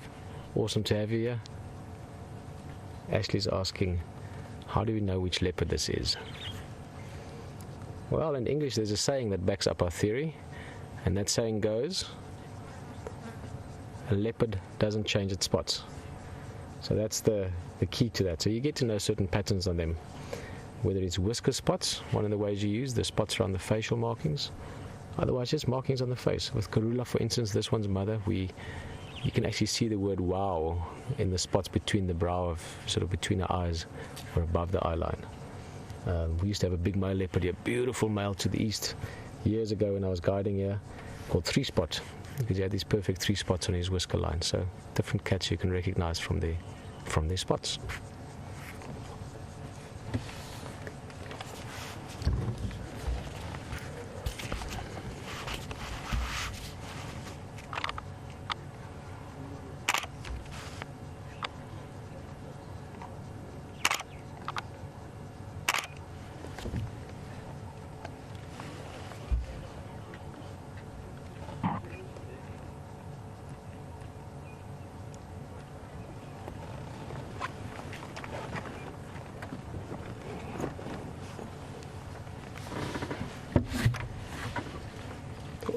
Beautiful light there. Wait. I want to try and move just now, and I'm also speaking very softly because we're sitting very close to 2 other game drive vehicles here, and we have to consider each other, but I think we can possibly go further away. Let's see if we can get another view.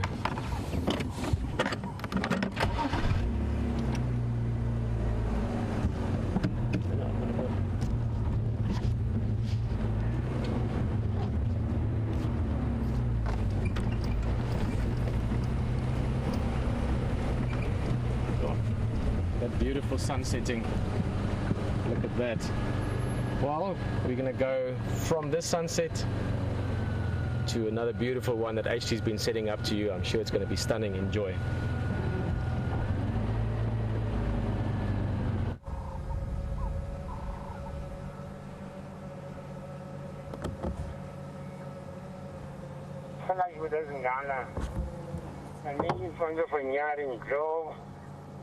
Chasing doesn't go to the east. Still I'm on your block to check a bit.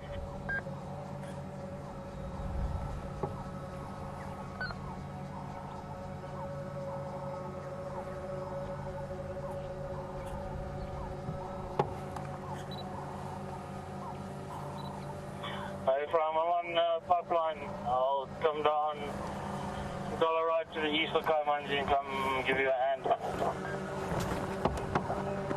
Okay, good.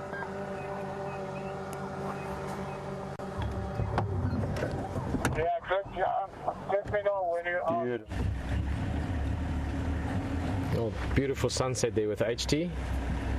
We have found another spot with another view. Right,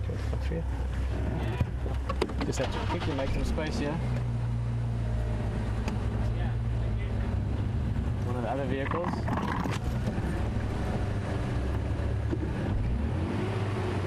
There we go. What's up, guys? Whey! Stairs at the car. Game drive going past us. Cheers, guys. Enjoy it. It's so nice to see people at sites like this.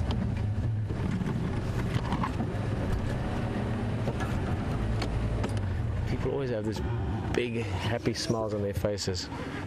Lovely to see.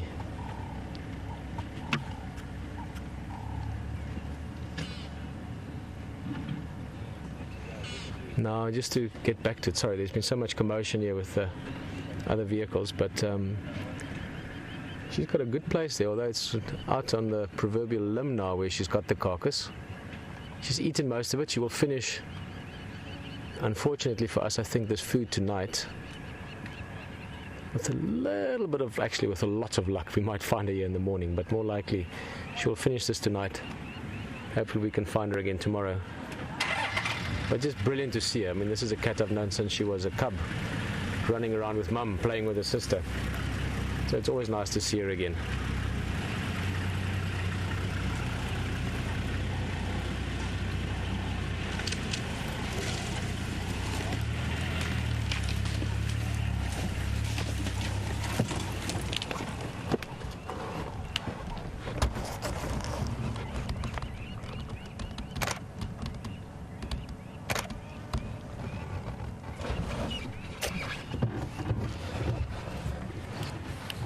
I can see her looking around there, staring off into the sort of southern direction. Maybe she's seen something. I can hear some plovers or lapwings there towards the airstrip calling.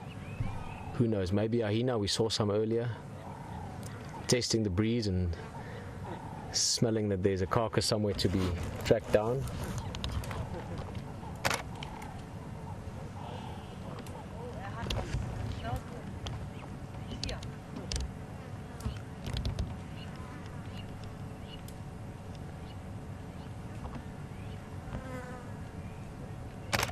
By the looks of it, she's determined to not lose a single piece of this duiker. More importantly, of this resource, food.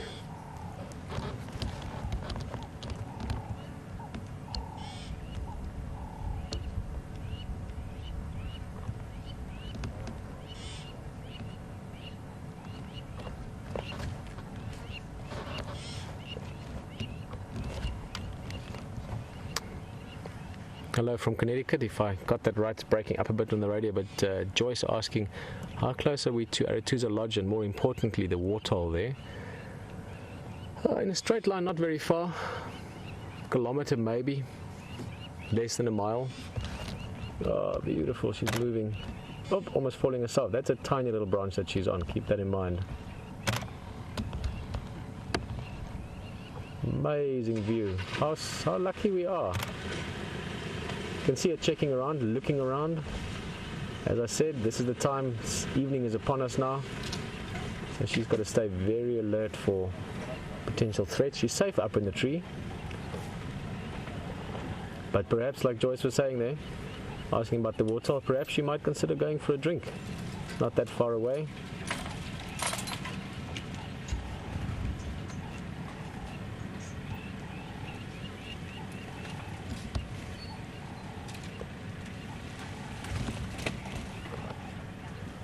Good question, Genevieve, as well. Another distance question. Genevieve's just from wondering, how far are we from the hyena that we saw? Not that far, but far enough. I don't think she has to be too worried, Genevieve.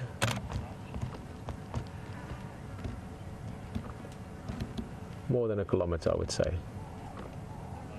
Genevieve, you're from one of my favorite cities in the world, Big Apple, stunning city. One of my little dreams for down the line. I would still love to drive from 5th Avenue all the way into Times Square in the Jigger, live preferably. Have a New York game drive.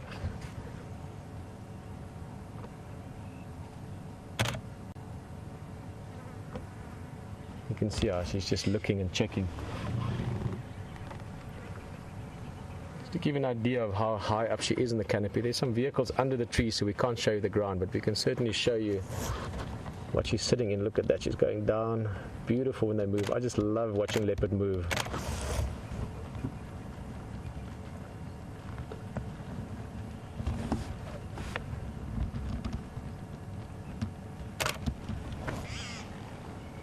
Oh, beautiful, beautiful, beautiful.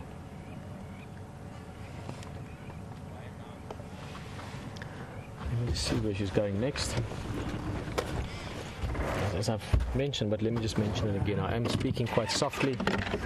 We are with other vehicles, with other guests as well. So I think we're going to see what we can do if we can stay with her. In the meantime, we're going to go back to Hayden again. We've got a few minutes left of drive, and we'll say goodbye in a bit.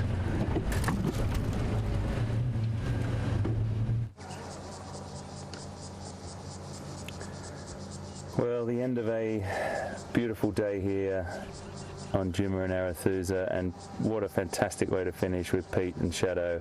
That cat has been quite elusive. I haven't seen Shadow for a very, very long time, probably about 6 months, and just a beautiful thing to finish on. And this little sunset before we throw back to Pieter, I just wanted to say thank you very, very much for having me for a few days and being back here on this magnificent location, and the things I've seen in this short time, the wild dogs the other day, Tingana and Karula, mating, fingers crossed there, and everything else that's gone on, and these fantastic live shows on Nat Geo TV as well. So folks, without further ado, I'm going to cross back to Pieter, because I'd rather you see these beautiful pictures of this leopard rather than hearing me banging on, just saying farewell. Thanks to everyone, thanks for all your support. I look forward to seeing you back in Big Cat Week just after Thanksgiving if you're in America, but the end of November for everyone else as well. Thanks so much, guys. You don't know what's around the next corner. Take care.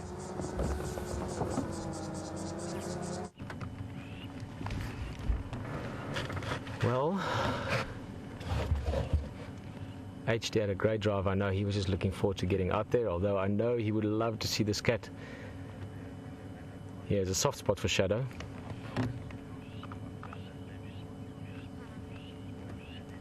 And we had an amazing view of her up in the tree, but this is not bad either. Busy grooming a little bit, cleaning a bit, licking her paws clean. Might get a yawn or two.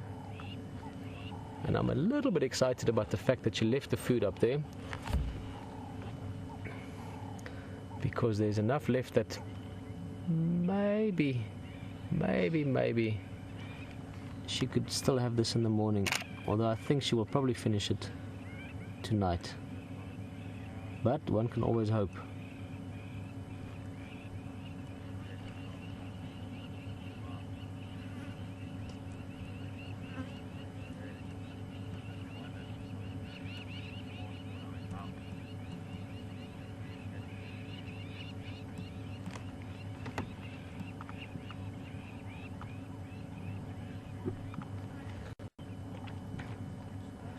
Just while we're enjoying this lovely, almost tranquil view, not almost, it is tranquil. It's cooled down now as well, which is fantastic. It was a hot one today. Just a reminder about one or two things. We'll be saying goodbye shortly, in a few minutes, 5 minutes almost. But we had a fantastic morning. Firstly, a big thank you again for everyone that joined us this morning. We had the TV show, or the TV show. Nat Geo Wild USA from 6 to 7 Central African time this morning. That would be between 8 o'clock and 12 o'clock, I guess, depending on where you are in the States, your evening. And we will be doing the same again tomorrow morning, 6 to 7 a.m. Central African time, sunrise safari. It's a beautiful time of the day. I'm very excited to know what's going to happen tomorrow, because it's always amazing when it's live. So please join us. the more familiar faces in the vehicle, the more friends we have here, the more people we know that know us, that know these cats, that can help us ID things, that can help me with information that I've forgotten over the years, the better. It is always great to be on safari with people you know. So please join us. And tomorrow also we will have 2 hours of game drive, starting at 6. The first hour will be the television show. Obviously you can join us for that live from anywhere as well. And the second hour will be, as usual, on the internet. But a very exciting time in all, as I started sort of off in the beginning of this drive. Just so exciting to be part of this, so excited to see all the changes. As I said, I feel like I'm driving around in a dream, seeing everything going on here around us, in terms of the vehicles, in terms of the technology, in terms of just everything we do. And obviously, most of all, second most of all, in terms of the wildlife we see, most of all, in terms of the experience we can share with you and you with us. That's a brilliant part of this experience. And I'm probably going to do this again before the end of the drive. Huge part of that experience also. The crew on the ground here making massive efforts, with massive dedication and passion, so that we can do this. All of those things coming together tomorrow morning, 6 o'clock Central African time. Please don't miss it. Do join us. That was my long version. I'll do the short version just now before we say goodbye.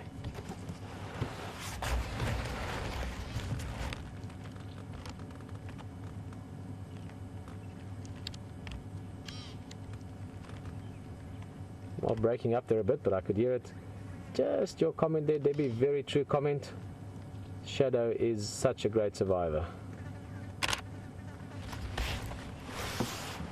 Like all animals that live out in truly wild conditions. Truly wild, truly free, but also great survivors.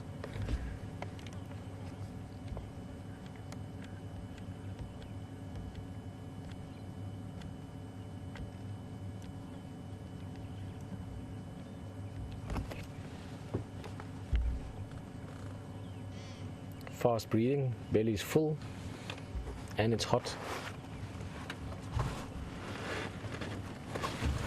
Hot weather and full belly makes for fast breathing to help her cool down, but also her belly gets so full that the diaphragm actually can't move as freely as normal, so she can only take shallow breaths.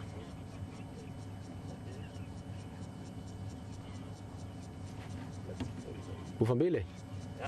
Is there another mova coming? Morley was showing to come back. Okay, we almost finished, but I will wait for him, so you can just call. I'll try to. Sure. Alright, so just chatting to the other game drive here.